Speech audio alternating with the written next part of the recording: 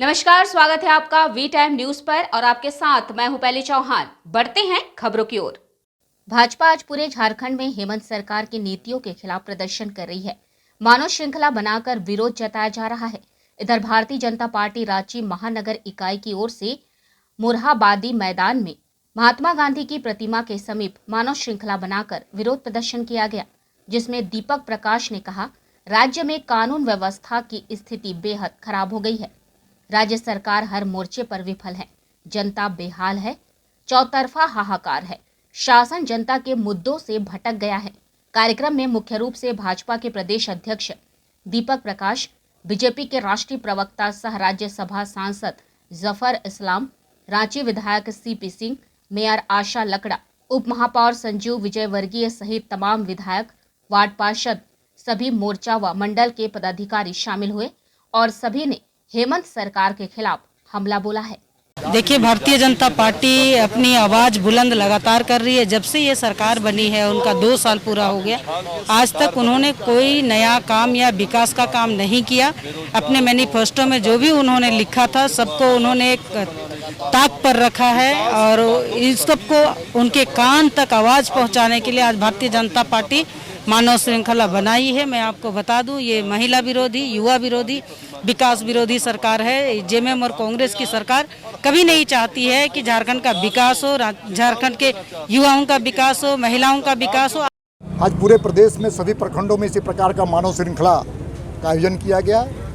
हेमंत सोरेन जी की सरकार जन विरोधी सरकार, महिला विरोधी सरकार, किसान विरोधी सरकार, नौजवान विरोधी सरकार और कह सकते हैं कि फर्जी मुकदमे करने वाली सरकार और आदिवासी विरोधी सरकार के खिलाफ पूरे भारतीय जनता पार्टी लगातार संघर्ष कर रही है और इस संघर्ष को तेज और करने के लिए पूरे 268 स्थानों पर मानव श्रृंखला लगाने का हमने काम किया है और आने वाले समय में हम आर पार की लड़ाई लड़ेंगे और साथ में इस निरंकुश सरकार, अधिनायकवादी के समर्थन करने वाली सरकार और बिचौलियों के बल पर सरकार चलाने वाले लोगों को हम विवश करेंगे कि आप जनता के विरोध में कोई ऐसा काम न करें। मैं तो कह रहा हूँ कि करप्शन इस तरह इतना ज़्यादा है, इतना रैम्पेंट है कि आपने जितना डिक्लेयर किया उससे ज़्यादा कमाई है। जाहिर है ये सब बातें छुपी नहीं रहती, किसके साथ किस इंडस्ट्रीज़ के साथ उनका रिश्ता नाता और कहाँ पैसा का निवेश किया है। जितने भी 2 नंबर गोरख धंधा किया है उस सब चीज़ सरकार के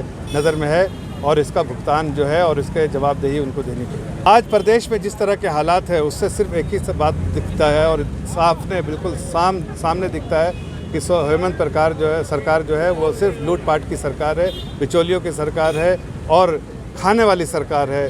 जहां उसको पैसा लगता है वहाँ पर वो पैसा कमाने के लिए पूरी कोशिश करती है, लेकिन जनता के हित के लिए कोई ऐसी कोशिश नहीं करते। आपने सुना भी दीपक प्रकाश जी को, उन्होंने कहा कि 19 महीने में ना तो एक ट्रांसफार्मर ना एक कोई ऐसा काम किया जिसको 19 काम वो गिना सके, बल्कि करप्शन के 1000 काम है, बलात्कार जो है कई हज़ारों में है, मर्डर जो है वो हज़ारों में है। हर दिन 5.5 लोगों का कत्लेआम होता है यहाँ पर। ऐसी गूंगी बहरी सरकार जो बिल्कुल निकम्मी है, उस सरकार से प्रदेश की जनता भी तराई करी और भारतीय जनता पार्टी के सेंट्रल टीम का मेंबर होने के नाते आज मैं यहाँ पर इसी वजह से आया कि सेंट्रल लीडरशिप भी यहाँ के सरकार से बहुत परेशान है। यहाँ की जनता की आवाज़ को वो भी बल देना चाहते हैं ताकि जनता की आवाज़ पूरा प्रदेश सुने, देश सुने और वही जनता जिसने उनको बैठाया वही जनता उनको उठाने का काम करे। आवाज़ के पास हत्या हो जा रही है, दरोगा जैसे के साथ हत्या हो जा रही है,